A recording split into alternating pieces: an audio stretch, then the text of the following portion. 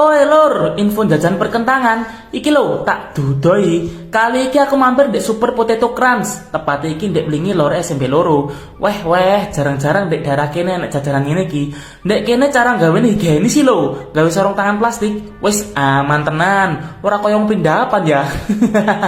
Kuyo lur, per box iki hargane mung 10.000 wae lur. Wis gak kesuwen lagi kepengin nyemil geden. Langsung ae tak borong kabeh ya per variane. Sing tak pesen iki rasane nek bumbu tabur balado, saus keju, saus original mayo, saus coklat, bumbu tabur sweet corn utawa jagung legi, saus barbecue karo saus for kids mayo. Wah iki mesti gak pedes ya sing gawe kids ngene iki.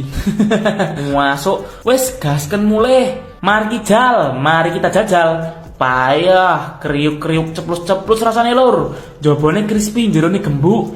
Iki sing lagi tak pangan rasa barbecue, gurih maknyus. Pah, iki rasa jagung legine jos tenan. Luwih crispy lho. Yo iyo, soalnya renek saus ya. Tapi serius iki enak. Sing pingin ngemil jajanan iki dan mager gak kepingin metu, langsung iso pesen dek GrabFood lur, utawa iso buka dek Instagramnya Super Potato Crunch kita. Jos tenan. Overall iki rasane enak kabeh.